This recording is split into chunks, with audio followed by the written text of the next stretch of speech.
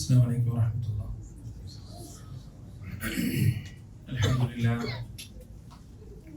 الحمد لله الذي هدانا لهذا وما كنا لنهتدي لولا أن هدانا الله ونشهد أن لا إله إلا الله وحده لا شريك له ونشهد أن محمدا عبده ورسوله أرسله بالهدى ودين الحق ليظهره على الدين كله ولو كره المشركون.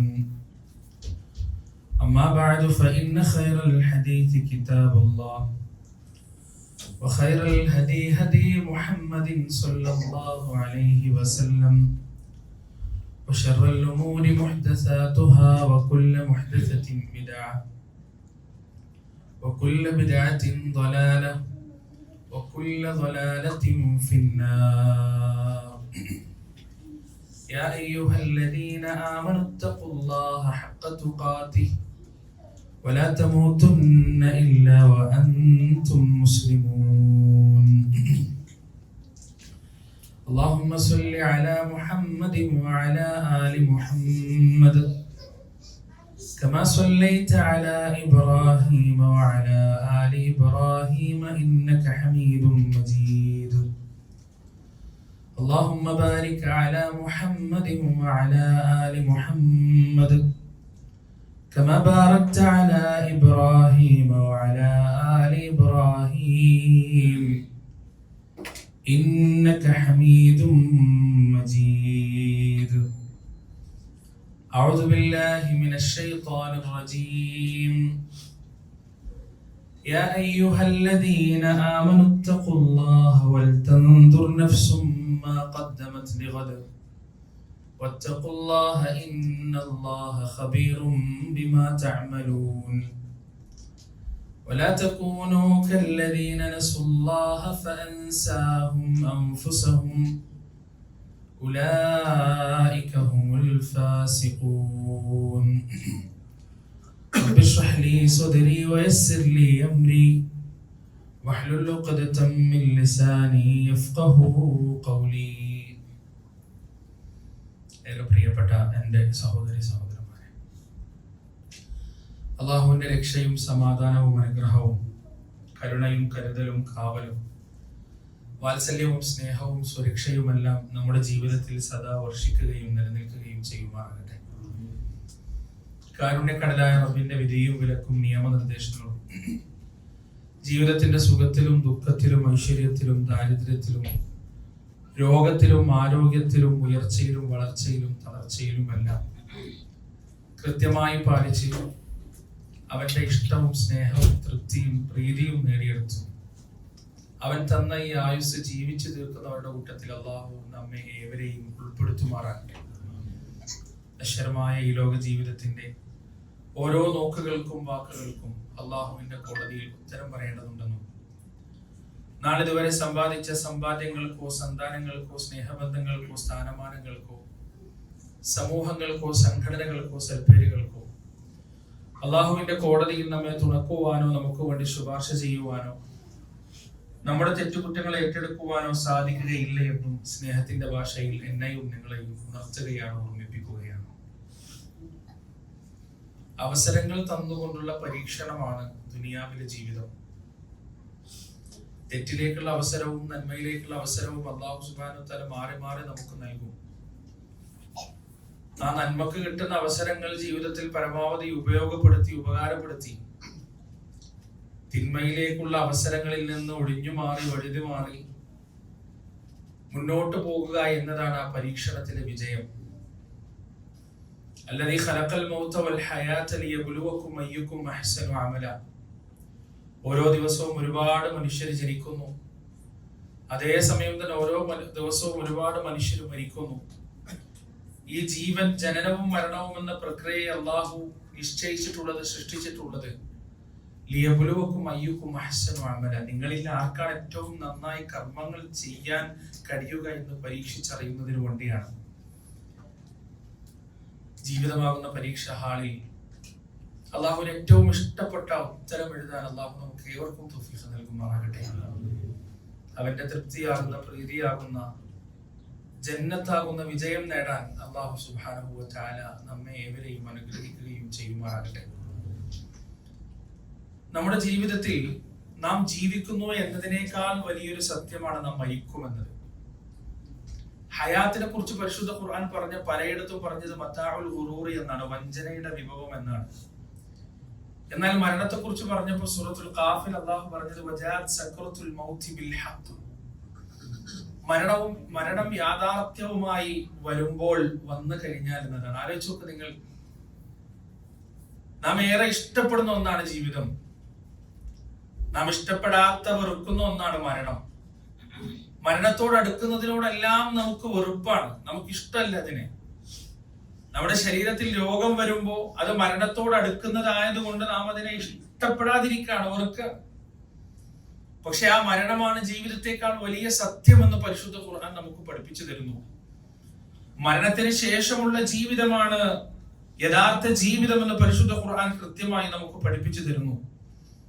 ആ മരണത്തിനപ്പുറത്തുള്ള യാഥാർത്ഥ്യങ്ങളും വസ്തുതകളുമാണ് യഥാർത്ഥത്തിൽ യാഥാർത്ഥ്യങ്ങളും വസ്തുതകളും എന്ന് ആവർത്തിച്ച് പരിശുദ്ധ ഖുർആൻ നമ്മോട് സംസാരിക്കുന്നു, നമുക്ക് പഠിപ്പിച്ചു തരുന്നു.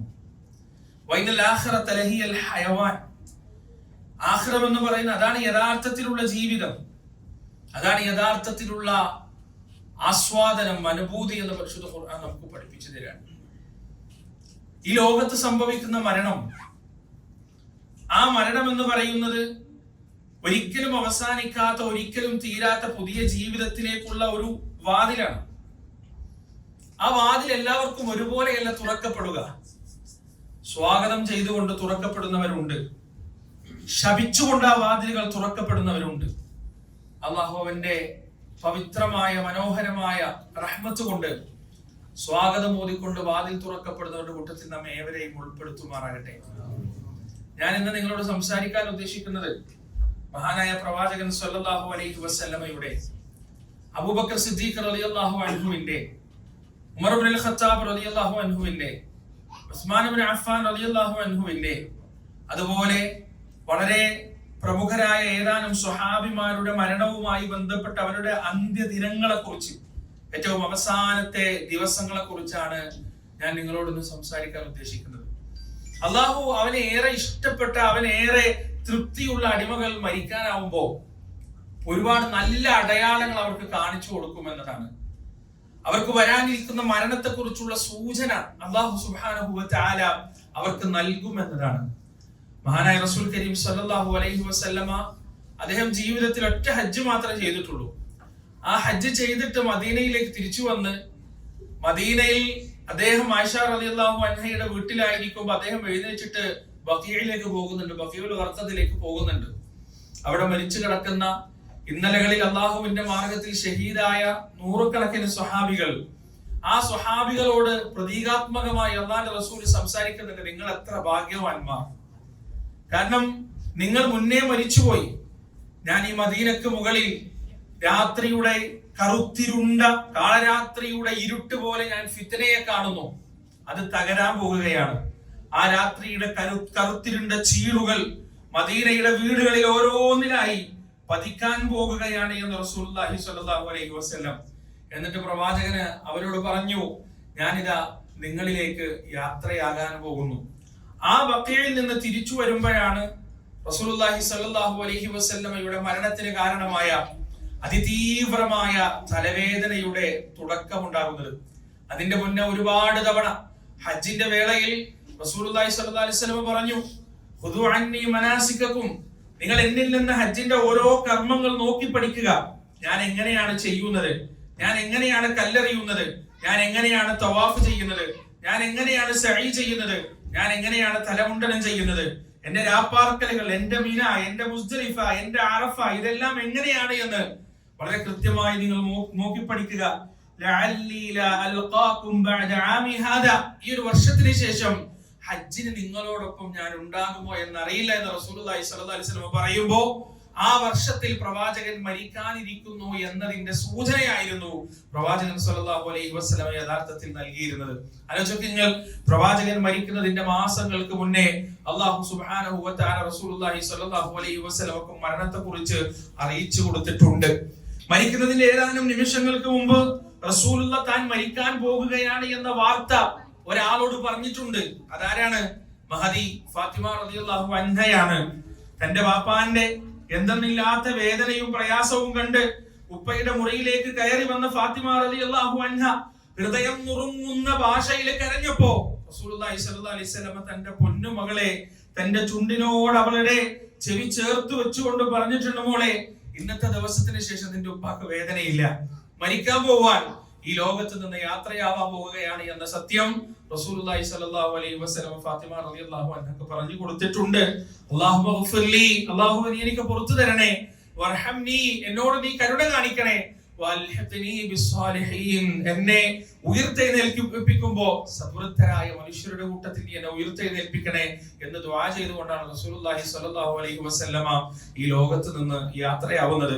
ആയിഷ റളിയല്ലാഹു അൻഹയുടെ മടിയിൽ കിടന്നുകൊണ്ട് പ്രവാചകന്റെ കണങ്കാലുകൾ തമ്മിൽ കൂട്ടിയുരഞ്ഞ് കണ്ണിന്റെ കൃഷ്ണമണികൾ മുകളിലോട്ട് ഉയരുമ്പോ ആ പ്രവാചകൻ ആയിഷ റളിയല്ലാഹു അൻഹയോട് പറഞ്ഞൊരു വർത്താനുണ്ട്, ആയിഷ ഇന്നലിൽ മൗതി ലസക്രാത്ത്, മരണത്തിന് വല്ലാത്ത വേദനയുണ്ട് കേട്ടോ, സഹിക്കാൻ പറ്റാത്ത വേദന മരണത്തിനുണ്ട് എന്ന് ആയിഷ റളിയല്ലാഹു അൻഹയോട് റസൂലുള്ളാഹി സ്വല്ലല്ലാഹു അലൈഹി വസല്ലമ പറഞ്ഞു കൊടുക്കുകയാണ്.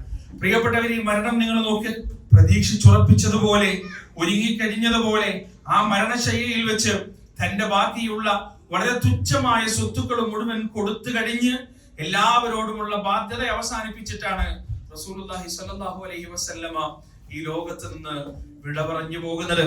അവിടുത്തെ അനുയായി മഹാനായ അബൂബക്കർ സിദ്ദീഖ് റളിയല്ലാഹു അൻഹു മരണപ്പെട്ടു പോകുന്നത് അതുപോലെ തന്നെയാണ്.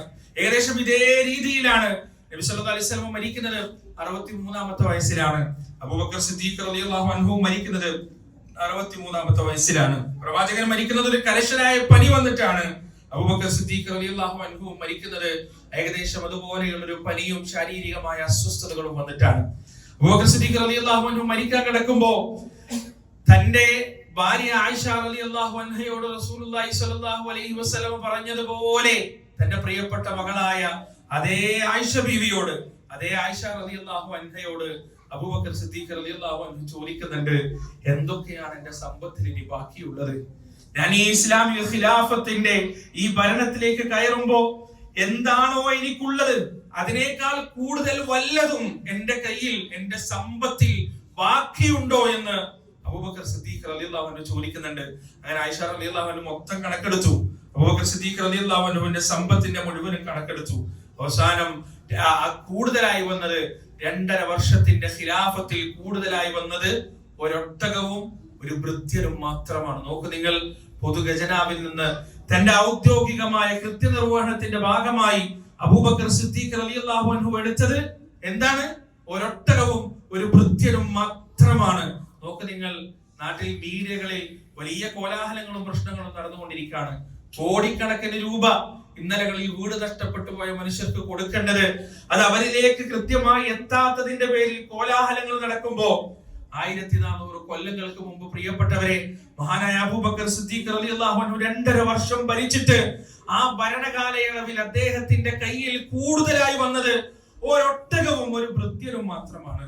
എന്നിട്ട് അബൂബക്കർ സിദ്ദീഖ് പറയുന്നുണ്ട്, അതെന്റേതല്ല, എനിക്ക് അവകാശപ്പെട്ടതല്ല, അടുത്ത ഖലീഫ ഉമറാണ്. അതുകൊണ്ട് ആ ഒട്ടകത്തെയും ആ ഭൃത്യനെയും ഉമറിന് കൊണ്ടുപോയി കൊടുക്കണം എന്റെ മരണത്തിന്റെ മുന്നേ. നോക്ക് നിങ്ങൾ, എന്നിട്ട് അബൂബക്കർ സിദ്ദീഖ് റളിയല്ലാഹു അൻഹുവിന്റെ കൽപ്പന പ്രകാരം ഈ ഒട്ടകത്തെയും ഈ ഭൃത്യനെയും ഉമർ റളിയല്ലാഹു അൻഹുവിന് കൈമാറിയപ്പോ അബൂബക്കർ സിദ്ദീഖ് റളിയല്ലാഹു അൻഹുവിനെ കുറിച്ച് ഉമർ പറഞ്ഞൊരു വർത്താനുണ്ട്. ഓ അബൂബക്കർ, അല്ലയോ അബൂബക്കർ, നിങ്ങൾക്ക് ശേഷമുള്ളവർക്ക് വലിയ പ്രയാസമുണ്ടാക്കിയിരിക്കുന്നു. നിങ്ങളെ പോലെ ഇത്രയും കൃത്യമായി കൃത്യമായ ഹക്കും ബാത്തിലും നോക്കിയിട്ട് നിങ്ങളെ പിന്തുടരാൻ എനിക്ക് സാധിക്കുമോ എന്നറിയില്ല. നിങ്ങൾക്ക് ശേഷമുള്ള ഭരണാധികാരികൾക്ക് വലിയ ഉത്തരവാദിത്തമാണ് നൽകിയിരിക്കുന്നത്, വലിയ കഷ്ടപ്പാടാണ് നൽകിയിരിക്കുന്നത് എന്ന് ഉമർ റളിയല്ലാഹു അൻഹു അബൂബക്കർ റളിയല്ലാഹു അൻഹുവിനെ പ്രതീകാത്മകമായി വിളിച്ച് ഗദ്ഗദകണ്ഠനായി പറഞ്ഞതായി ചരിത്രത്തിൽ രേഖപ്പെടുത്തി വെച്ചിട്ടുണ്ട്. പ്രിയപ്പെട്ടവർ, അബൂബക്കർ സിദ്ദീഖ് റളിയല്ലാഹു അൻഹു രോഗശയ്യയിൽ കിടക്കുന്ന സമയം ഉസ്മാൻ റളിയല്ലാഹു അൻഹു വരുന്നുണ്ട്. എന്നിട്ട് അബൂബക്കറിനോട് ചോദിക്കുന്നുണ്ട്, അബൂബക്കർ വൈദ്യനെ വിളിക്കട്ടെ, ചികിത്സിക്കണ്ടേ, അങ്ങ് എന്താണ് ഇങ്ങനെ ചികിത്സയോട് മുഖം തിരിഞ്ഞു നിൽക്കുന്നത്? അബൂബക്കർ സിദ്ദീഖ് റളിയല്ലാഹു അൻഹു മറുപടി പറയാണ്, യഥാർത്ഥത്തിൽ ശിഫ നൽകുന്ന ആൾ എന്റെ കാര്യം മനസ്സിലാക്കിയിട്ടുണ്ട്. യഥാർത്ഥത്തിൽ ശിഫ നൽകുന്നവൻ എന്റെ കാര്യത്തെ കുറിച്ച് കൃത്യമായി മനസ്സിലാക്കിയിട്ടുണ്ട്. ഇനി വൈദ്യം വന്നിട്ടൊന്നും കാര്യമില്ല എന്ന് അബൂബക്കർ സിദ്ദീഖ് റളിയല്ലാഹു അൻഹു പറയാണ്. എന്റെ അർത്ഥം എന്താണ്? ആ വേദനയും ആ രോഗവും തനിക്ക് വിട പറയാനുള്ള ഒന്നാണ് എന്ന് അബൂബക്കർ സിദ്ദീഖ് റളിയല്ലാഹു അൻഹുവിന് കൃത്യമായി മനസ്സിലായിട്ടുണ്ട്. ആ രോഗശൈലിയിൽ കിടക്കുമ്പോൾ, മരണശൈലിയിൽ കിടക്കുമ്പോൾ അബൂബക്കർ സിദ്ദീഖ് തന്റെ മകളെ വിളിക്കാണ്, ആയിഷ ഇന്നത്തെ ദിവസം എന്താണ് മോളെ? ആയിഷ റളിയല്ലാഹു അൻഹ പറഞ്ഞു, ഇന്ന് തിങ്കളാഴ്ചയാണ്. ദുഹറിന് ശേഷമാണ് ചോദിക്കുന്നത്, ഇന്ന് തിങ്കളാഴ്ചയാണ്. അപ്പൊ അബൂബക്കർ സിദ്ദീഖ് റളിയല്ലാഹു അൻഹു ചോദിച്ചു, നബി സല്ലല്ലാഹു അലൈഹി വസല്ലം മരിച്ചത് ഏത് ദിവസമാണ്? അതും ഒരു തിങ്കളാഴ്ച തന്നെയാണ്. അബൂബക്കർ സിദ്ദീഖ് റളിയല്ലാഹു അൻഹു പറഞ്ഞു, എങ്കിൽ ഇൻഷാ അല്ലാഹ് ഇന്ന് ഈ സമയത്തിന്റെയും മഗ്രിബിന്റെയും ഇടയിൽ അത് സംഭവിക്കുമെന്ന് ഞാൻ പ്രതീക്ഷിക്കുന്നു എന്ന് അബൂബക്കർ സിദ്ദീഖ് റളിയല്ലാഹു അൻഹു പറയാൻ. എന്നിട്ട് അബൂബക്കർ സിദ്ദീഖ് ചോദിക്കാണ്, എന്തിനെ കൊണ്ടാണ് എന്റെ പ്രവാചകനെ കഫൻ പൊതിഞ്ഞത്? എന്തിനെ കൊണ്ടാണ് എന്റെ പ്രവാചകനെ അവസാനമായി ചുറ്റി പൊതിഞ്ഞത്? ആയിഷ റളിയല്ലാഹു അൻഹ പറഞ്ഞു കൊടുക്കാണ്, യമനിൽ നിന്ന് കൊണ്ടുവന്ന ഒരു വെള്ള തുണിയിലാണ് റസൂലുള്ളാഹിയെ കഫൻ പൊതിഞ്ഞത്. അബൂബക്കർ സിദ്ദീഖ് റളിയല്ലാഹു അൻഹുവിന്റെ കണ്ണുകൾ ആ വീടിന്റെ ചുറ്റുഭാഗത്ത് മൂടുകയാണ്. അവിടെ യമനിൽ നിന്ന് കൊണ്ടുവന്ന വളരെ പഴയ ഒരു തുണി കണ്ടപ്പോ അബൂബക്കർ സിദ്ദീഖ് റളിയല്ലാഹു അൻഹു പറഞ്ഞു, അത് കഴുകി വൃത്തിയാക്കി, അതിലുള്ള കറകളൊക്കെ വൃത്തിയാക്കി തയ്യാറാക്കി വെക്കുക, അതിലാണ് എന്നെ കഫൻ പൊതിയേണ്ടതെന്ന് പറഞ്ഞപ്പോ ആയിഷ റളിയല്ലാഹു അൻഹ പറഞ്ഞു, ഉപ്പ നിങ്ങൾ എന്തിനാണ് അതിൽ പൊതിയണമെന്ന് വാശി പിടിക്കുന്നത്? ഇതിന് ഇവിടെ ഒരുപാട് പുതിയ തുണികളുണ്ട്, ഒരുപാട് നല്ല തുണികളുണ്ടല്ലോ, അതിൽ പൊതിഞ്ഞാൽ പോരെ, നിങ്ങൾ എന്തിനാണ് അതിന് വാശി പിടിക്കുന്നത് ചോദിച്ചപ്പോ അബൂബക്കർ സിദ്ദീഖ് റളിയല്ലാഹു അൻഹു പറഞ്ഞ മറുപടി എന്താണെന്ന് അറിയോ? പുതിയ തുണികൾ മരിച്ചവരെക്കാൾ കൂടുതൽ ആവശ്യം ജീവിച്ചിരിക്കുന്നവർക്കാണ്. അതുകൊണ്ട് അത് ജീവിച്ചിരിക്കുന്നവർ ഉപയോഗിക്കുക, മരിച്ചവർക്ക് അത് കൊടുക്കേണ്ട ആവശ്യമില്ല. സുബ്ഹാനല്ലാഹ്, എന്തൊരു തത്വമാണ് പ്രിയപ്പെട്ടവർ, എന്തൊരു പക്വതയാണ്, എന്തൊരു വിവേകമാണ്. ആ വേദനിക്കുന്ന മരണത്തിന്റെ സമയത്ത് പോലും മഹാരഥന്മാരായ സ്വഹാബികൾ കാണിച്ചിട്ടുള്ളത് എന്ന് നിങ്ങൾ ആലോചിച്ച് നോക്കൂ പ്രിയപ്പെട്ടവരെ. അവസാനം അബൂബക്കർ സിദ്ദീഖ് റളിയല്ലാഹു അൻഹു മരിക്കുമ്പോ എന്താണോ പ്രവാചകൻ പറഞ്ഞത്, അതേ വാക്കുകൾ ഉരുവിട്ടുകൊണ്ടാണ് അബൂബക്കർ സിദ്ദീഖ് റളിയല്ലാഹു അൻഹു ലോകത്ത് നിന്ന് വിട പറഞ്ഞു പോകുന്നത്. അദ്ദേഹം പറയാണ്, അല്ലാഹു ഗഫിർലി, അല്ലാഹു നീ എനിക്ക് പുറത്തു തരണേ, വർഹംനി, അല്ലാഹു നീ എന്നോട് കരുണ കാണിക്കണേ, വഅൽഹിഖ്നി ബിസ്സാലിഹീൻ, നാളെ ഉയർത്തെഴുന്നേൽപ്പിക്കുമ്പോ നിന്റെ സദ്വൃദ്ധരായ ദാസന്മാരുടെ കൂട്ടത്തിൽ നീ എന്നെ ഉയർത്തെഴുന്നേൽപ്പിക്കണേ എന്ന് പ്രാർത്ഥിച്ചുകൊണ്ടാണ്, ദുആ ചെയ്തുകൊണ്ടാണ് തന്റെ പ്രിയപ്പെട്ട നേതാവ് റസൂലുള്ളാഹി സ്വല്ലല്ലാഹു അലൈഹി വസല്ലം മരണപ്പെട്ട അതേപോലെ അബൂബക്കർ സിദ്ദീഖ് റളിയല്ലാഹു അൻഹു ഈ ലോകത്ത് നിന്ന് വിട പറഞ്ഞു പോകുന്നത്. മഹാനായ ഉമർ ഇബ്നുൽ ഖത്താബ് റളിയല്ലാഹു അൻഹു രാജ്യത്തിന്റെ ഭരണം ഏറ്റെടുത്ത് 10 ചില്ലാനം വർഷങ്ങൾ കഴിഞ്ഞപ്പോ അദ്ദേഹം ആ വർഷം 10 വർഷം കഴിഞ്ഞിട്ടുള്ള ഹജ്ജിന് പോയപ്പോ ഉമർ റളിയല്ലാഹു അൻഹു ആ ഹജ്ജിന്റെ വേളയിൽ അള്ളാഹുവിനോട് പ്രാർത്ഥിക്കുന്നുണ്ട്, അള്ളാഹുവേ എന്റെ പ്രായം ഇതാ വർദ്ധിച്ചിരിക്കുന്നു, എന്റെ മുടി ഇതാ നരച്ചിരിക്കുന്നു, എന്റെ കണ്ണിന്റെ കാഴ്ചകൾ നഷ്ടപ്പെടാൻ തുടങ്ങിയിരിക്കുന്നു, എന്റെ ചിന്തകൾ ശിഥിലമായിരിക്കുന്നു, നീ എന്നെ ഏൽപ്പിച്ച ഉത്തരവാദിത്തം വളരെ ഭാരമേറിയതാണ്.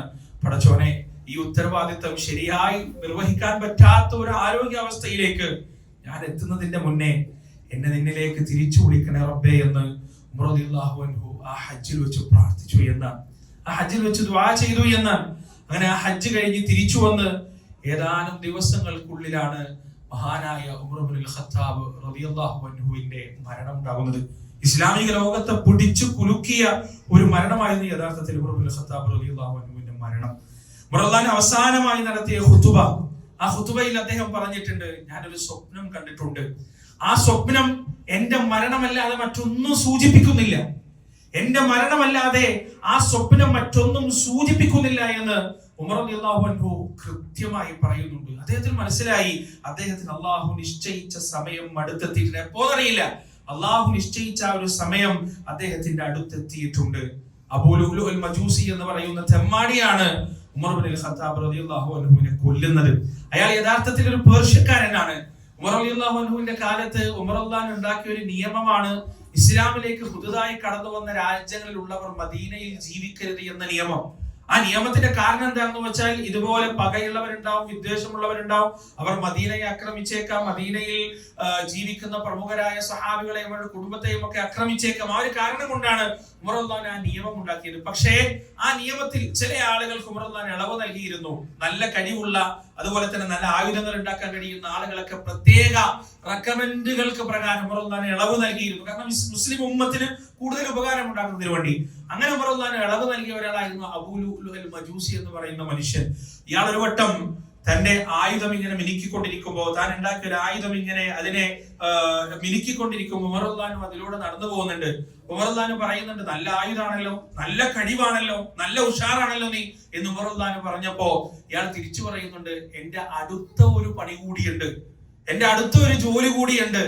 ആ ജോലി കൂടി കാണുമ്പോൾ മാത്രമേ എന്റെ കഴിവ് എന്താണെന്ന് കൃത്യമായി നിങ്ങൾ മനസ്സിലാക്കുകയുള്ളൂ എന്ന് ഈ മനുഷ്യൻ ഉമർ റളിയല്ലാഹു തിരിച്ചു പറഞ്ഞു എന്നാണ്. ഉമർ റളിയല്ലാഹു മനസ്സിലായില്ല. കാരണം നമ്മൾ ഈ കഥകളിലും പാട്ടുകളിലും ഒക്കെ കേൾക്കുന്നത് പോലെ കുപ്പിയകത്തുള്ള വസ്തുവിനെ പോലെ കൽബകം ഞാൻ നിന്റെ കാണും ഞാൻ നിന്റെ കൽബകം എന്നവർ എന്ന് പറഞ്ഞ ഔലിയാക്കളെ കുറിച്ച് പാടുന്നത് പോലെയുള്ള കഴിവുകളൊന്നും ഉമർ റളിയല്ലാഹു ഇല്ലല്ലോ.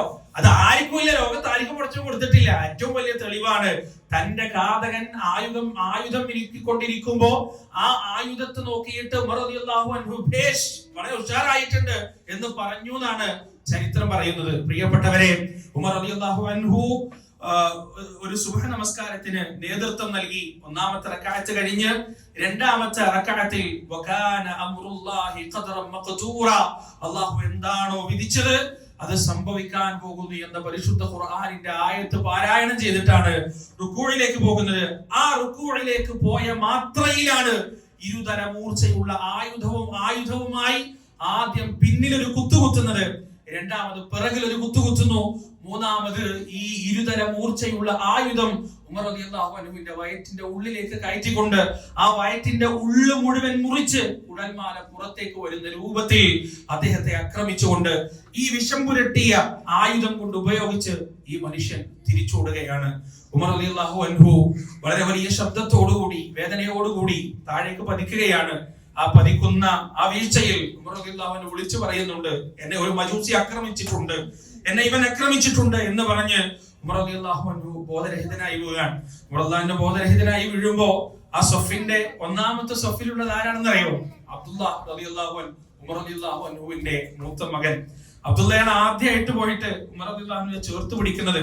അദ്ദേഹത്തിന്റെ തല തറയിൽ നിന്ന് ഉയർത്തിപ്പിടിച്ച് മടിയിലേക്ക് വെച്ചിട്ട് തന്റെ പിതാവിന്റെ പിളർന്നു പോയ വയറ് കൂട്ടിപ്പിടിച്ച് ആദ്യമായി ഉപ്പാനെ പരിചരിക്കുന്നത് അബ്ദുല്ലാഹ് ഇബ്നു ഉമർ റളിയല്ലാഹു അൻഹു ആണ്. അങ്ങനെ അബ്ദുള്ളയുടെ വീട്ടിലേക്കാണ് ഉമർ റളിയല്ലാഹു അൻഹുവിനെയും കൊണ്ടുപോകുന്നത്. പ്രിയപ്പെട്ടവരെ, അവിടുന്ന് ഉമർ റളിയല്ലാഹു അൻഹു പിന്നീട് അദ്ദേഹത്തിന് ബോധം വരുന്നത് സൂര്യൻ ഉദിച്ചതിന് ശേഷം മാത്രം. അതുവരെ അദ്ദേഹത്തിന് ബോധം വന്നില്ല. രക്തം ഇങ്ങനെ വാർന്നൊഴുകിക്കൊണ്ടിരിക്കുന്നു. ഉമർ റളിയല്ലാഹു അൻഹു ബോധം വന്നപ്പോ തന്റെ ശരീരം മുഴുവൻ രക്തമാണ്. മുസ്ലിങ്ങൾ ഇങ്ങനെ തന്റെ ചുറ്റിലും കൂടിയിരിക്കുന്നുണ്ട്. അദ്ദേഹം ആദ്യം ചോദിച്ചെന്തറിയോ? അസ്വല്ലന്നാസ്, ജനങ്ങൾ നിസ്കരിച്ചോ? നിസ്കാരത്തിന്റെ ഇടയിലാണല്ലോ സംഭവിച്ചത്. സുബഹ് നമസ്കാരത്തിന്റെ രണ്ടാമത്തെ റക്അത്തിലാണ് ഈ സംഭവിക്കുന്നത്. ജനങ്ങളുടെ നിസ്കാരം കഴിഞ്ഞോ എന്നാണ് ഉമർ റളിയല്ലാഹു അൻഹു ചോദിക്കുന്നത്. ജനങ്ങൾ നിസ്കരിച്ചു എന്ന് പറഞ്ഞു. ഉമർ റളിയല്ലാഹു അൻഹു തന്റെ മോനോട് അബ്ദുള്ളയോട് പറഞ്ഞു, മോനെ അബ്ദുള്ള, ഈ പോയി കുറച്ച് വെള്ളം എടുത്തിട്ട് വാന്ന് പറഞ്ഞു. അപ്പൊ അത് കുടിക്കാനായിരിക്കുന്നു വിചാരിച്ചു. അബ്ദുള്ള ഒരു പാത്രത്തിൽ വെള്ളം എടുത്തിട്ട് വന്നു. ഉമർ റളിയല്ലാഹു അൻഹു വുദു എടുത്തു. നോക്ക് നിങ്ങൾ, വയറ് പിളർന്ന് ആ വയറ്റിൽ നിന്ന് രക്തം ഇങ്ങനെ ഒഴുകി മരണം മുന്നിൽ കാണുന്ന സമയത്ത് പോലും ആ സ്വഹാബി വുദു ചെയ്യാൻ, കാരണം അദ്ദേഹത്തിന് ഓർമ്മയുണ്ട് രണ്ടാമത്തെ റക്അത്തിൽ നിസ്കാരം പൂർത്തീകരിക്കുന്നതിന് മുന്നെയാണ് എനിക്ക് കുത്തുകൊണ്ടതും ബോധം കെട്ട് വീണതും. അങ്ങനെ അദ്ദേഹം വുദു ചെയ്തു, നിസ്കാരം പൂർത്തിയാക്കി. സലാം വീട്ടിയതിന് ശേഷമാണ്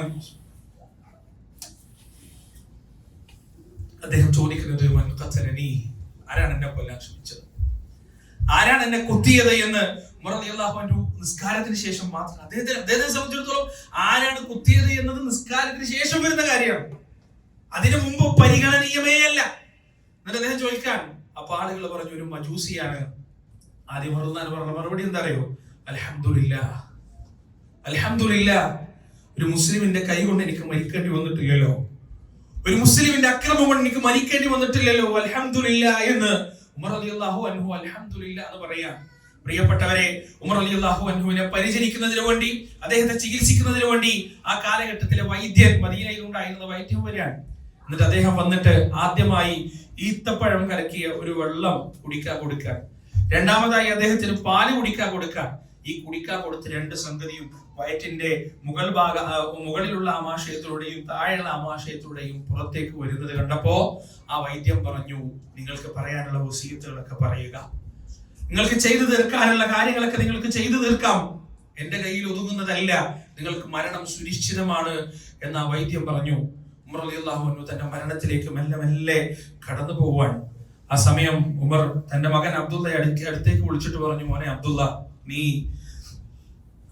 ഉമ്മുൽ മുഅ്മിനീൻ ആയിഷ റളിയല്ലാഹു അൻഹയുടെ അടുത്തേക്ക് പോകണം. എന്നിട്ട് അവരോട് പറയണം, അമീറുൽ മുഅ്മിനീൻ എന്ന് പറഞ്ഞിട്ട് പറയരുത്, ഉമർ ഇബ്നുൽ ഖത്താബ് ചോദിക്കുന്നു എന്ന് പറയണം. കാരണം അമീറുൽ മുഅ്മിനീൻ, അവരുടെ മുന്നിൽ ഞാൻ അമീറല്ല, ഈ ഒരു അവസ്ഥയിലും ഞാൻ അമീറല്ല, അതുകൊണ്ട് ഉമർ ചോദിക്കുന്നു എന്ന് പറയണം. എന്താണ് ചോദിക്കേണ്ടത്? എന്റെ രണ്ട് ചങ്ങാതിമാർ, എന്റെ രണ്ട് ഉറ്റതോഴന്മാർ, അവരെ കിടക്കുന്നത് നിങ്ങളുടെ വീട്ടിലാണ്. മഹാനായ റസൂൽ കരീം സല്ലല്ലാഹു അലൈഹി വസല്ലമയും അബൂബക്കർ സിദ്ദീഖ് റളിയല്ലാഹു അൻഹുവും കിടക്കുന്നത് നിങ്ങളുടെ വീട്ടിലാണ്. ആ വീട്ടിൽ ഈ ഉമറിനും കിടക്കാൻ ആരടി മണ്ണ് നൽകുമോ എന്ന് അവരോട് അനുവാദം ചോദിക്കണം. പൂർണ്ണ മനസ്സോടെ സമ്മതിക്കുകയാണെങ്കിൽ നീ ആ വാർത്തയുമായി വരിക. അതല്ല, അവർക്ക് ചെറിയൊരു വിമുഖതയെങ്കിലും ഉണ്ടെങ്കിൽ പിന്നീട് നീ ഒരു സംസാരത്തിലും നിൽക്കാതെ തിരിച്ചു വരണമെന്ന് പറഞ്ഞ് അബ്ദുല്ലാഹ് ഇബ്നു ഉമർ റളിയല്ലാഹു അൻഹുവിനെ ആയിഷ റളിയല്ലാഹു അൻഹയുടെ വീട്ടിലേക്ക് പറഞ്ഞയക്കാൻ. അങ്ങനെ പ്രിയപ്പെട്ടവരെ, ആയിഷ റളിയല്ലാഹു അൻഹയുടെ വീട്ടിലേക്ക് അബ്ദുള്ള ചെന്നപ്പോ ആ മറയുടെ അപ്പുറത്ത് നിന്നുള്ള കരച്ചിൽ, ഏകലടിച്ചിട്ടുള്ള കരച്ചിലാണ് കേൾക്കുന്നത്. കാരണം ഉമറിന്റെ വേർപാട് മദീനയെ മുഴുവനും കരയിക്കുന്നുണ്ട്. അബ്ദുള്ള ചോദിച്ചു, ഉമ്മ, നിങ്ങളോട് ഇങ്ങനെ ചോദിക്കാൻ എന്റെ ഉപ്പ പറഞ്ഞിട്ടുണ്ട്, എന്താണ് നിങ്ങളുടെ അഭിപ്രായം എന്ന് ചോദിച്ചപ്പോ ആയിഷ റളിയല്ലാഹു അൻഹ പറഞ്ഞു, ഞാൻ അത് എനിക്ക് വേണ്ടി മാറ്റിവെച്ചൊരു സ്ഥലമായിരുന്നു, പക്ഷേ ഉമറിന് വേണ്ടി ഞാൻ ത്യജിക്കുകയാണ്, ഞാനത് ത്യാഗം ചെയ്യുകയാണ്, അദ്ദേഹത്തിന് സ്വാഗതം എന്ന് പറഞ്ഞ് അനുവാദം കൊടുക്കുകയാണ്. അങ്ങനെ അബ്ദുല്ലാഹ് ഇബ്നു ഉമർ റളിയല്ലാഹു അൻഹു തിരിച്ചു വന്ന് ഈ സന്തോഷ വാർത്ത അറിയിക്കുന്നു. അദ്ദേഹം തിരിച്ചു വരുമ്പോ ബോധമില്ലാത്ത അവസ്ഥയിലായിരുന്നു. ബോധം വന്നപ്പോ ഈ ഒരു സന്തോഷ വാർത്ത അറിയിച്ചപ്പോ ഉമർ റളിയല്ലാഹു അൻഹു ഒരിക്കൽ കൂടി അബ്ദുള്ളയോട് പറയാണ്, മോനെ, എന്റെ മയ്യത്തുമായി ആ വീട്ടിലേക്ക്, ആ മുറിയിലേക്ക് കടക്കുമ്പോ ഒരു വട്ടം കൂടി നീ ആയിഷയോട് ചോദിക്കണം, ഉമ്മ, നിങ്ങൾക്ക് എതിർപ്പൊന്നുമില്ലല്ലോ, നിങ്ങൾക്ക് പ്രയാസമൊന്നും ഇല്ലല്ലോ എന്ന് ഒരിക്കൽ കൂടി ആയിഷയോട് നീ ചോദിച്ചതിന് ശേഷം മാത്രമേ എന്റെ മയ്യത്ത് അങ്ങോട്ടേക്ക് കടത്താവൂ എന്ന് ഉമർ റളിയല്ലാഹു അൻഹു തന്റെ പ്രിയപ്പെട്ട മകന് വസിയത്ത് കൊടുക്കാൻ. പ്രിയപ്പെട്ടവരെ, ആ മഹാനുഭവൻ മരണത്തോട് മല്ലിടുകയാണ്. തന്റെ ജീവിതത്തിന്റെ അവസാന നിമിഷങ്ങളാണ്, മിനിറ്റുകളാണ് എന്ന് തിരിച്ചറിഞ്ഞപ്പോ ഉമർ റളിയല്ലാഹു അൻഹു പറഞ്ഞൊരു വർത്താനുണ്ട്, എന്നെ കട്ടിൽ കിടത്തരുത്, എന്നെ താഴെ കിടത്തണം, എന്നെ താഴെ കിടത്തണം. ആളുകൾ വാശി പിടിച്ചു, അമീറുൽ മുഅ്മിനീൻ, എന്തിനാണത്? അദ്ദേഹം പറഞ്ഞു, എനിക്ക് കട്ടിലിൽ കിടന്ന് മരിക്കണ്ട, മണ്ണിൽ കിടന്ന് മരിക്കണം, എന്റെ തല മണ്ണിനോട് ചേരണം, ഈ മദീനയുടെ മണ്ണിൽ കിടന്ന് മരിക്കണമെന്നാണ് ഞാൻ റബ്ബിനോട് പ്രാർത്ഥിച്ചിട്ടുള്ളത്.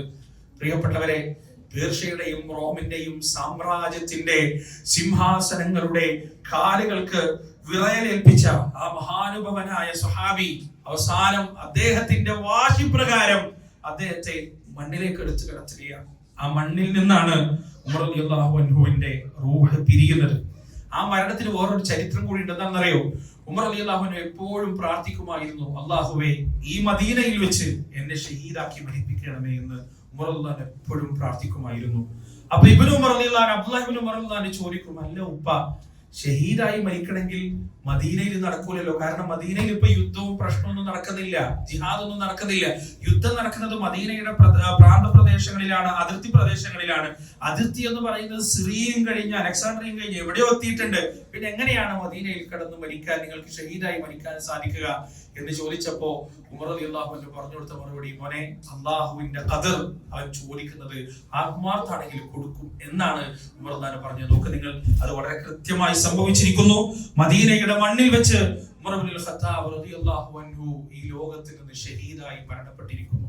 ഉമർ റളിയല്ലാഹു അൻഹു മരിക്കുമ്പോൾ ഒരു 6 അംഗ സംഘത്തെ അടുത്ത ഖലീഫയായി തിരഞ്ഞെടുക്കുന്നതിന് വേണ്ടി നിശ്ചയിച്ചിട്ടുണ്ടായിരുന്നു. ആ 6 അംഗ സംഘമാണ് പിന്നീട് ഉസ്മാൻ ഇബ്നു അഫ്ഫാൻ റളിയല്ലാഹു അൻഹുവിനെ ജീവിതത്തിൽ തിരഞ്ഞെടുക്കുന്നത്. ഉമർ റളിയല്ലാഹു അൻഹു ഒരിക്കൽ അദ്ദേഹത്തിന്റെ ഭരണകാലത്ത് ഇങ്ങനെ ഇരുന്നപ്പോ ഒരുപാട് ആളുകൾ ഇങ്ങനെ കൂടിയിരിക്കുന്നുണ്ട്, സ്വഹാബികൾ ഇങ്ങനെ കൂടിയിരിക്കുന്നുണ്ട്. അവിടെ തന്നെ ചോദിച്ചു, നിങ്ങൾക്ക് ആർക്കെങ്കിലും അള്ളാന്റെ റസൂൽ പറഞ്ഞ ഫിത്നകളെ കുറിച്ച് ഓർമ്മയുണ്ടോ? അള്ളാന്റെ റസൂൽ വലിയ ഫിത്നകളെ കുറിച്ച് പറഞ്ഞിരുന്നല്ലോ, അതിനെ കുറിച്ച് ഓർമ്മയുണ്ടോ? ഹുദൈഫ റളിയല്ലാഹു അൻഹു ആണ് മറുപടി പറയുന്നത്. ആരാണ് ഹുദൈഫ? ഹുദൈഫ റളിയല്ലാഹു അൻഹുവിന്റെ ഹുദൈഫത്തുൽ യമാൻ റളിയല്ലാഹു അൻഹുവിന്റെ പ്രത്യേകത എന്താണ്? സ്വാഹിബുസ് സിർ, അള്ളാന്റെ റസൂലിന്റെ രഹസ്യ സൂക്ഷിപ്പുകാരനാണ്. അള്ളാന്റെ റസൂൽ ആരോടും പറയാത്ത രഹസ്യങ്ങളൊക്കെ ഹുദൈഫയോട് പറഞ്ഞിട്ടുണ്ട്. ഹുദൈഫയ്ക്ക് പല കാര്യങ്ങളും അറിയാം. അപ്പൊ ഹുദൈഫ പറഞ്ഞു, ഉമർ, താങ്കൾ എന്തിനാണ് ആ ഫിത്നയെ കുറിച്ച് ഭയപ്പെടുന്നത്? കാരണം താങ്കൾക്കും ആ ഫിത്നക്കും ഇടയിൽ ശക്തമായ ഒരു വാതിൽ നിലനിൽക്കുന്നുണ്ടല്ലോ, പിന്നെ എന്തിന് താങ്കൾ ബേജാറാവണം?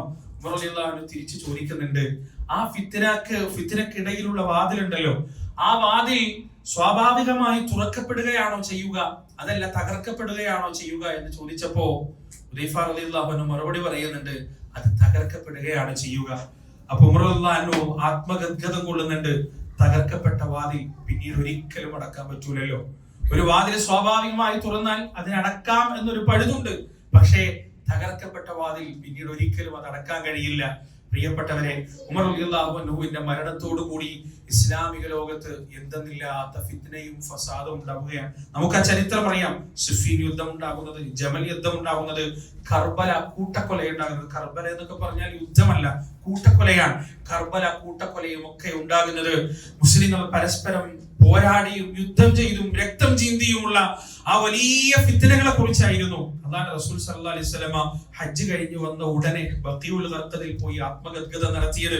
ഉമർ റളിയല്ലാഹു അൻഹുവിന്റെ മരണത്തോടു കൂടി ആ ഫിത്നകൾ ഓരോന്നായി തലപൊക്കുകയാണ്.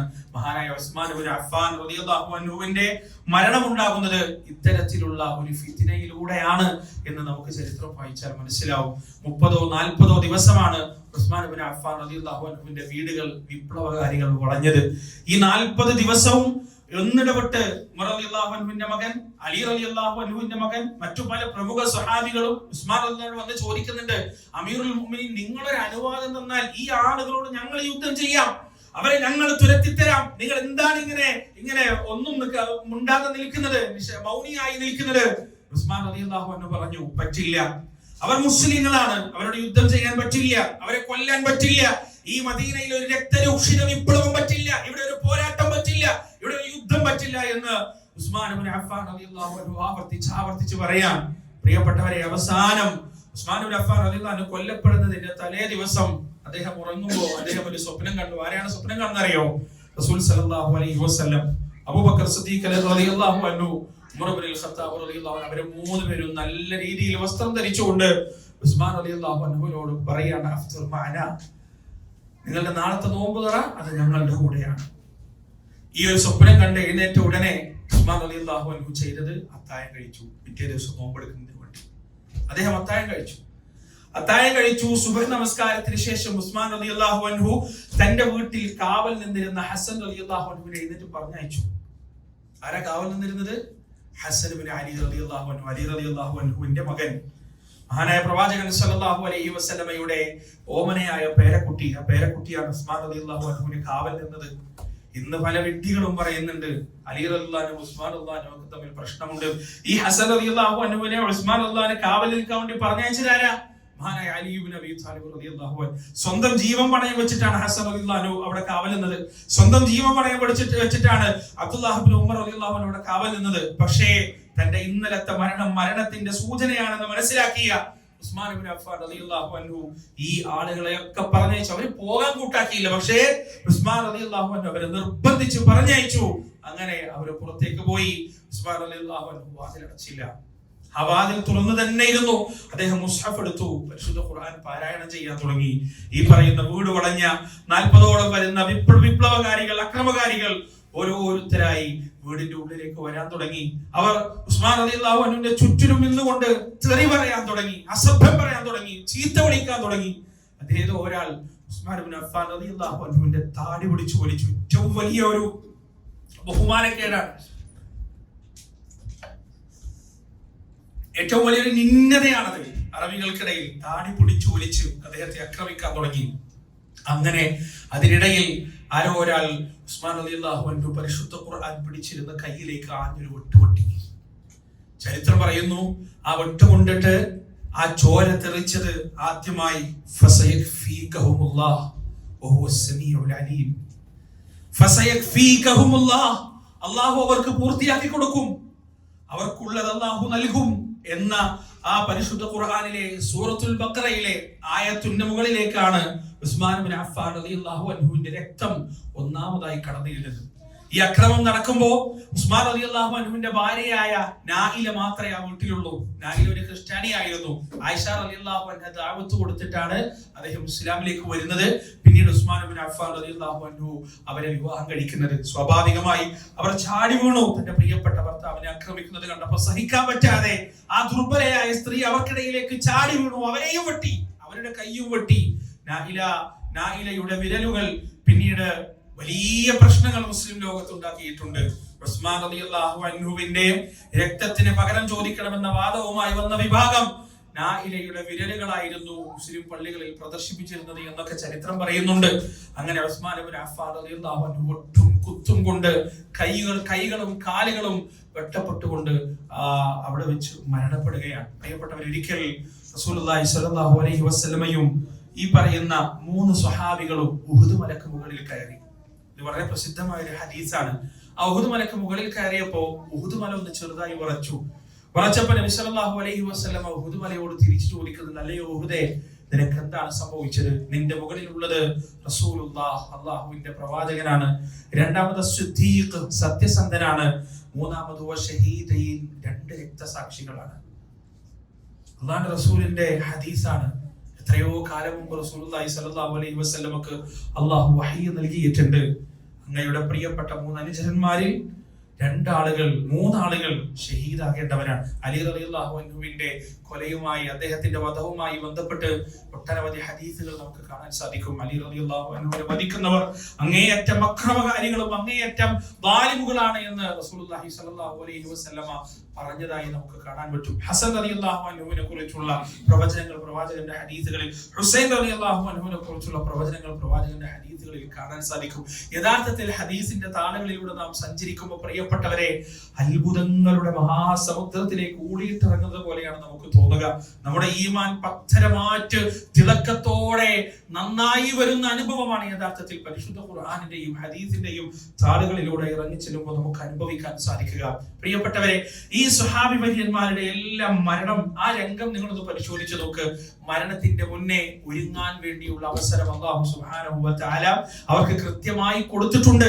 ആ മരണത്തിന്റെ സമയത്തും കടുത്ത വേദനയിലും അക്രമത്തിലും പ്രയാസത്തിലുമെല്ലാം ആ വേദന അനുഭവിക്കുന്ന സമയത്തും അല്ലാഹു അവർക്ക് എന്തെന്നില്ലാത്ത ശാന്തിയും എന്തെന്നില്ലാത്ത സമാധാനവും എന്തെന്നില്ലാത്ത ഇക്റാമും നൽകിയതായി ചരിത്രത്തിൽ നമുക്ക് കാണാൻ സാധിക്കും. പ്രിയപ്പെട്ടവരെ, ഖന്തഖ് യുദ്ധം നടന്നുകൊണ്ടിരിക്കുന്ന സമയം റസൂലുള്ളാഹി സ്വല്ലല്ലാഹു അലൈഹി വസല്ലമ ദിവസങ്ങളായി ഉറങ്ങിയിരുന്നു. നമുക്കറിയാം, അഹ്സാബ് യുദ്ധം എന്ന് പറഞ്ഞാൽ ഖന്തഖിന്റെ മറ്റൊരു പേരാണ് അഹ്സാബ്. അഹ്സാബ് യുദ്ധം എന്ന് പറഞ്ഞാൽ ആ കാലഘട്ടത്തിലെ അറബികൾ കണ്ട ഏറ്റവും വലിയ സൈന്യമാണ്. അതിനേക്കാൾ വലിയൊരു സൈന്യത്തെ അവർ അതിന്റെ മുമ്പ് കണ്ടിട്ടേയില്ല. അത്രക്ക് ശക്തമായ ഒരുപാട് ഗോത്രങ്ങൾ ഒരുമിച്ച് ചേർന്നുള്ള സൈന്യമാണത്. അവരെ തടഞ്ഞത് സൽമാൻ അൽ ഫാരിസി റളിയല്ലാഹു അൻഹുവിന്റെ ഒരു ബുദ്ധി. അദ്ദേഹം കിടങ്ങ് കുഴിക്കാൻ പറഞ്ഞു. ആ കിടങ്ങ് കുഴിച്ച ആ കിടങ്ങിന്റെ അപ്പുറത്ത് 10,000-ലധികം വരുന്ന ആ സൈന്യ വ്യൂഹം ഇസ്ലാമിനെയും മദീനയെയും തച്ചുടച്ച് നക്കിത്തുടക്കുന്നതിന് വേണ്ടി തയ്യാറായി നിൽക്കുകയായിരുന്നു. അള്ളാഹുവാണ് അവരെ തുരത്തിയത്. ആ കാറ്റും അതുപോലെ തന്നെ ശക്തമായ കാലാവസ്ഥയും എല്ലാം ഉണ്ടാക്കി ആ വലിയ സൈന്യത്തിന് മദീനക്കൊരു പോറൽ പോലും ഏൽപ്പിക്കാതെ അവരെ തുരത്തി ഓടിച്ചത് ആരാണ്? അള്ളാഹുവാണ്. നമ്മള് സഈന്റെ ഇടയിൽ നടത്തുന്ന ഒരു ദുആ ഉണ്ട്, ഓർമ്മയുണ്ടോ നിങ്ങൾക്ക്? ലാ ഇലാഹ ഇല്ലല്ലാഹു വഹ്ദഹു ലാ ശരീക ലഹു ലഹുൽ മുൽക്കു വലഹുൽ ഹംദു വഹുവ അലാ കുല്ലി ഷൈഇൻ ഖദീർ. ലാ ഇലാഹ ഇല്ലല്ലാഹു വഹ്ദഹു അൻജസ വഅദഹു വനസറ അബ്ദഹു വഹസമൽ അഹ്സാബ വഹ്ദഹു. ഇത് നമ്മൾ ചൊല്ലുന്ന ഒരു പ്രാർത്ഥനയാണ്. ഈ അതിൽ അവസാനത്തിൽ പറഞ്ഞ വഹസമൽ അഹ്സാബ വഹ്ദഹു എന്ന് പറഞ്ഞാൽ ഈ അഹ്സാബിനെ ഒറ്റക്ക് തുരത്തിയവൻ, ഈ പറയുന്ന അറേബ്യ കണ്ട ഏറ്റവും വലിയ സൈന്യത്തെ ഒറ്റക്ക് തുരത്തിയവൻ അള്ളാഹു മാത്രമാണ് എന്ന് നമ്മൾ പ്രഖ്യാപിക്കുകയാണ്. ഈ ഖന്തഖിന്റെ ഭൂമിയിൽ ഏതാനും സഹാബികൾ ഷഹീദായിട്ടുണ്ട്, ഏതാനും സഹാബികൾ മരണപ്പെട്ടിട്ടുണ്ട്. അങ്ങനെ മരണപ്പെട്ട ഒരു സഹാബിയാണ് മഹാനായ സഅദ് ഇബ്നു മുആദ് റളിയല്ലാഹു അൻഹു. ഒരു അൻസാരിയായ സഹാബിയാണ്. സഅദൈൻ, 2 സഅദ് ഉണ്ട്. ഒരു സഅദ് മുഹാജിറാണ്, മറ്റേ സഅദ് അൻസാരിയാണ്. മുഹാജിറായ സഅദിന്റെ പേര് അറിയോ? Saad ibn Abi Waqqas. അദ്ദേഹത്തിന് മറ്റൊരു വിളിപ്പേര് കൂടിയുണ്ട്, ഓർമ്മയുണ്ടോ? മുസ്തജാബു ദുആ. എന്ത് ദുആ എന്നാലും പടച്ചോൻ കൊടുക്കും, എന്ത് ചോദിച്ചാലും പടച്ചോൻ കൊടുക്കും. അങ്ങനെ പ്രത്യേകത സഅദ് ഇബ്നു അബി വഖാസ് റളിയല്ലാഹു അൻഹു.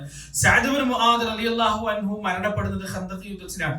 ഈ ഖന്ദഖ് യുദ്ധത്തിൽ ഉണ്ടായ ഒരു വല്ലാത്ത സംഭവം, റസൂൽ സല്ലല്ലാഹു അലൈഹി വസല്ലമ ഉറങ്ങാൻ കഴിയാതെ, കാരണം ഏത് നിമിഷവും അക്രമം വരാം, ഏതെങ്കിലും ഒരുത്തൻ കിടന്നിട്ട് വന്നു കഴിഞ്ഞാൽ ആദ്യം വകവരുത്താൻ പോകാൻ നബിയാണ്. റസൂലിന് ഉറങ്ങാൻ പറ്റുന്നില്ല. റസൂൽ ഇങ്ങനെ ആയിഷ റളിയല്ലാഹു പിന്നീട് ഈ സംഭവം പറയുന്നത്, പ്രവാചകൻ ഇങ്ങനെ വേദനയോടെ പ്രയാസത്തോടെ ഉറക്കം വരാതെ ഇങ്ങനെ നിൽക്കുമ്പോൾ ഒന്ന് കണ്ണടക്കുന്നതിന് വേണ്ടി തീവ്രമായി ആഗ്രഹിച്ച് നബി സല്ലല്ലാഹു അലൈഹി വസല്ലം നിൽക്കുന്ന സമയത്താണ് ഒരു ഭാഗത്ത് നിന്ന് ചങ്ങലയുടെ കിലുക്കം കേൾക്കുന്നത്, ചങ്ങലയുടെ ആയുധങ്ങളുടെ കിലുക്കം കേൾക്കുന്നത്. ആ ഭാഗത്തേക്ക് നോക്കിയപ്പോ ഞങ്ങൾ ആദ്യം വിചാരിച്ചു ശത്രുവായിരിക്കും, തയ്യാറായി നിന്നതാണ്.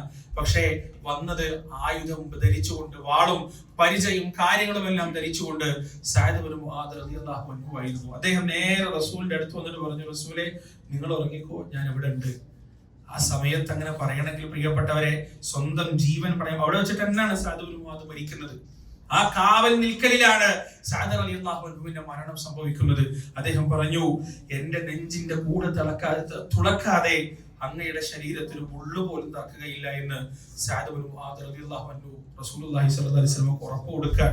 അങ്ങനെ പ്രവാചകൻ ശാന്തമായി കിടന്നുറങ്ങിയാൽ തന്റെ പ്രിയപ്പെട്ട നേതാവിന്റെ റസൂലുള്ളാഹി സ്വല്ലല്ലാഹു അലൈഹി വസല്ലമയുടെ ഒരു ദിവസത്തെ, ഒരു രാത്രിയിലെ ഉറക്കത്തിന് വേണ്ടി സ്വന്തം ജീവൻ ത്യജിക്കാൻ, സ്വന്തം ജീവൻ പണയം വെക്കാൻ തയ്യാറായ ഒരു മുഹിബ്ബിന്റെ പേരാണ്, ഒരു മുത്തബിഈൻ നബിയുടെ പേരാണ് സഅദ് ഇബ്നു മുആദ് റളിയല്ലാഹു അൻഹു. അദ്ദേഹത്തിന്റെ ശരീരത്തിൽ മാരകമായ മുറിവേറ്റു. അള്ളാഹുവിന്റെ റസൂലിന്റെ നേരെ ചീറിപ്പാഞ്ഞു വന്ന ശരങ്ങൾ സഅദ് ഇബ്നു മുആദ് റളിയല്ലാഹു അൻഹു വിരിമാറ് കാണിച്ചു സ്വീകരിച്ചു.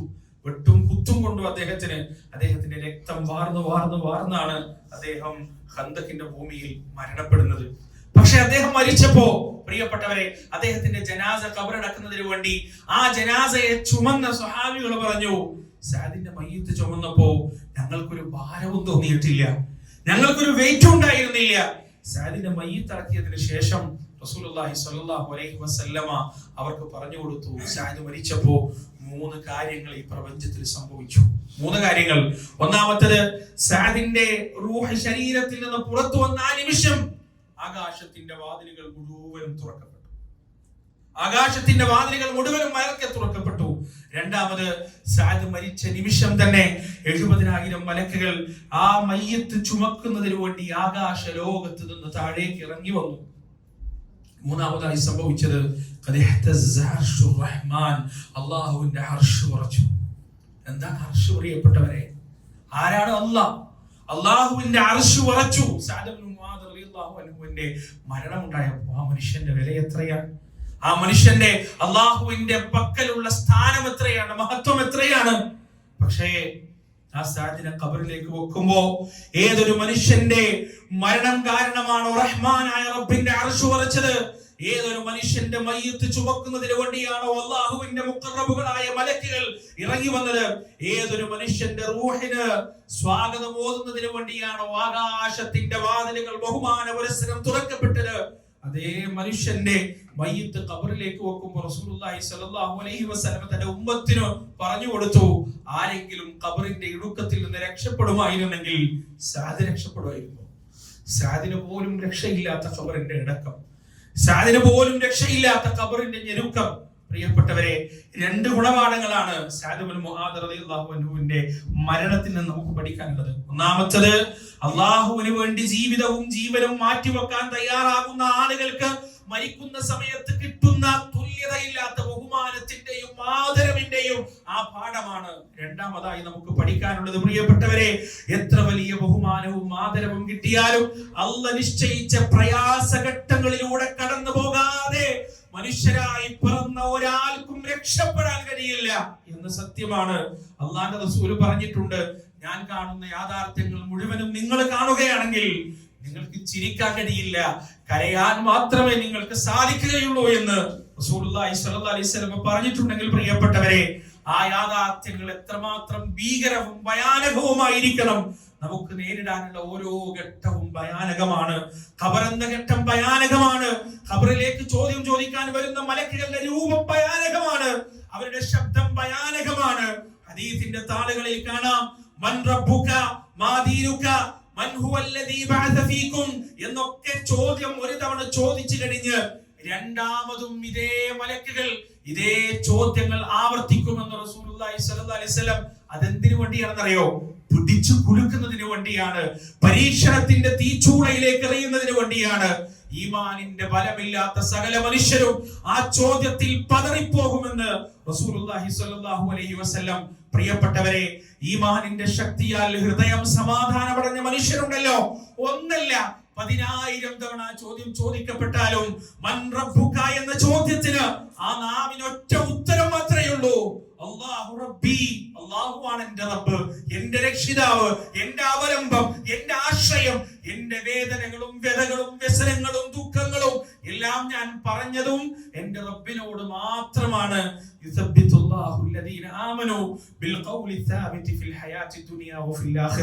അല്ലാഹു സുബ്ഹാനഹു വ തആല മനുഷ്യരെ ദുനിയാവിലും ആഖിറത്തിലും ഒരേ കലിമത്തിൽ ഉറപ്പിച്ചു നിർത്തുമെന്ന് അല്ലാഹു സുബ്ഹാനഹു വ തആല.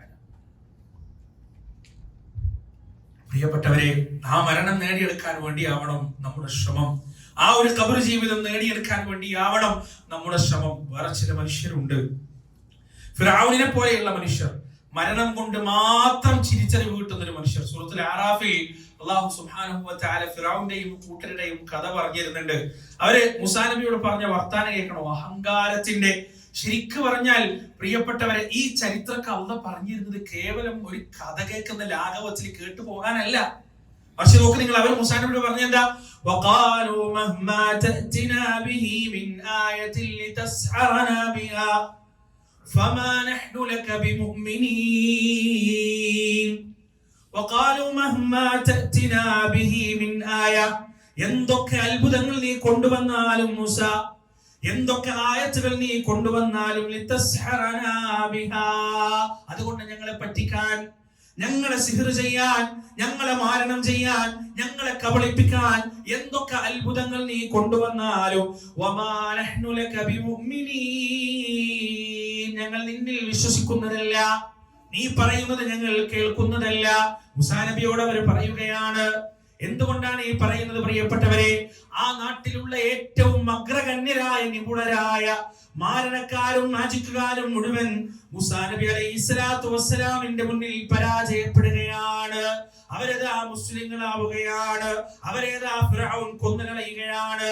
അപ്പോഴാണ് ഈ ജനത, ഫിർഔനും അവന്റെ കൂട്ടരും പറയുന്നത്, വഖാലു മഹ്മാ തഅതിനാ ബിഹി മിൻ ആയതിൻ ലിതസ്ഹറനാ ബിഹാ ഫമാ നഹ്നു ലക ബിമുഅ്മിനീൻ, എന്തൊക്കെ അത്ഭുതങ്ങൾ നീ കാണിച്ചു തന്നാലും നിന്നെ സ്വീകരിക്കാൻ, നിന്നെ അനുസരിക്കാൻ ഞങ്ങൾ തയ്യാറല്ല മൂസാ. അല്ലാഹുവിന്റെ മറുപടി എങ്ങനെയാണ്? ഫഅർസൽനാ അലൈഹിമുത് തൂഫാന വൽജറാദ വൽഖുമ്മല വദ്ദഫാദിഅ വദ്ദമ ആയാതിൻ മുഫസ്സലാത്ത്. പടച്ചവൻ അവരെ പരീക്ഷിക്കാൻ തീരുമാനിച്ചു. ആദ്യം വന്നത് തൂഫാനാണ്, വെള്ളപ്പൊക്കാണ് ആദ്യം വന്നത്. ഈ വെള്ളപ്പൊക്കം സംഭവിച്ചപ്പോ ഫിർഔനും കൂട്ടരും മൂസാ നബിയോട് പോയി പറഞ്ഞു, ഇതൊന്ന് മാറ്റി തന്നാൽ ഞങ്ങൾ വിശ്വസിക്കാം, ഇതൊന്ന് മാറ്റി തന്നാൽ മതി, ഞങ്ങൾ വിശ്വസിക്കാം. മൂസാ നബി ദുആ ചെയ്തു, മാറ്റിക്കൊടുത്തു. അവർ വീണ്ടും അവിശ്വസിച്ചു, അഹങ്കാരം കാണിച്ചു. വൽ ജറാദ്, ജറാദ് വെട്ടുകിളികളെ കൊണ്ട് പരീക്ഷിച്ചു. എല്ലായിടത്തും കൃഷിയൊക്കെ മുഴുവനും തിന്ന് നശിപ്പിക്കാൻ തുടങ്ങി, ഒരു രക്ഷയില്ല. വീണ്ടും അവർ വന്നു, മൂസാ നബി പ്രാർത്ഥിച്ചു, അത് നീങ്ങിപ്പോയി. വീണ്ടും അവർ അനുസരണക്കേട് കാണിച്ചു. വൽ ഖുമ്മൽ, ചെള്ളിനെ കൊണ്ടും പേരിനെ കൊണ്ടും പരീക്ഷിച്ചു. എല്ലായിടത്തും ചെള്ള്, എല്ലായിടത്തും പേരുകൾ. എന്നിട്ട് മൂസാ നബി വീണ്ടും പ്രാർത്ഥിച്ചു, അത് സുഖപ്പെടുത്തി കൊടുത്തു. തവളയെ കൊണ്ട് പരീക്ഷിച്ചു. വീട്ടിലെ തവള, റോട്ടിലെ തവള, നാട്ടിലെ തവള, സ്ഥാപനത്തിലെ തവള, എല്ലായിടത്തും തവളകൾ. അവസാനം മൂസാ നബിയോട് ഒന്ന് പറഞ്ഞു, ആ പരീക്ഷണവും മാറ്റിക്കൊടുത്തു. വദ്ദം, രക്തം, എവിടെ നിന്നില്ലാത്ത രക്തം, കുടിവെള്ളത്തിൽ രക്തം, എല്ലായിടത്തും രക്തമയം. അവസാനം അവർ മടുത്തു. മൂസാ നബിയുടെ മുന്നിൽ വന്നു, പറഞ്ഞു, അദ്ദേഹം പ്രാർത്ഥിച്ചു, അതും മാറ്റിക്കൊടുത്തു. ആയാതിൻ മുഫസ്സലാത്ത്, കൃത്യമായി വിശദീകരിച്ചു കൊടുക്കുന്ന ആയത്തുകൾ, കൃത്യമായ ദൃഷ്ടാന്തങ്ങൾ. ഇതെല്ലാം കണ്ടിട്ടും ആ മനുഷ്യർ അവിശ്വസിച്ചു കൊണ്ടേയിരുന്നു. ഏത് ഘട്ടം വരെ എന്നറിയോ പ്രിയപ്പെട്ടവരെ? ഏത് ഘട്ടം വരെ എന്നറിയോ? അവസാനം മൂസാ നബി അലൈഹിസ്സലാത്തു വസ്സലാമിന്റെ മുന്നിൽ ചെങ്കടലിന്റെ തിരമാലകൾ രണ്ട് ഭാഗത്തേക്ക് മാറി നിൽക്കുന്നത് ഈ മനുഷ്യർ കണ്ണുകൊണ്ട് കണ്ടു. എന്നാൽ ഇവർക്ക് പിന്മാറാമായിരുന്നു, എന്നാലും ഇവർക്ക് നന്നാവുമായിരുന്നു. നന്നായില്ല. ആ വഴിയുള്ള മൂസാ നബിയെ കൊല്ലാൻ പോയി. ആലോചിച്ചു നിങ്ങൾ ആ ധിക്കാരത്തിന്റെ അഹങ്കാരത്തിന്റെ കടുപ്പത്രയാണെന്ന്. അവിടെ വെച്ച് അല്ലാഹു അവരെ മുക്കിയപ്പോ ഫിറഔന്റെ തിരിച്ചറിവ് വന്നു. ഫിറഔൻ പറഞ്ഞു ആമൻതു ബിറബ്ബി മൂസാ വഹാറൂൻ. അൽആൻ ആമൻതു ബിറബ്ബി മൂസാ വഹാറൂൻ. മൂസയുടെയും ഹാറൂനിന്റെയും രക്ഷിതാവിൽ ഞാനിതാ വിശ്വസിച്ചിരിക്കുന്നു. പടച്ചോന്റെ തിരിച്ചുള്ള ഒരു ചോദ്യം എന്തറിയോ? ഇപ്പോഴാണോ ബോധം വരുന്നത്? ഇപ്പോഴാണോ തിരിച്ചറിവ് വരുന്നത്? എന്തൊരു അഹങ്കാരായിരുന്നോ നിനക്ക്, എന്തൊരു ധിക്കാരായിരുന്നോ നിനക്ക്. നീ തനി തെമ്മാടിയായിരുന്നില്ലേ, തോന്നിയവാസിയായിരുന്നില്ലേ?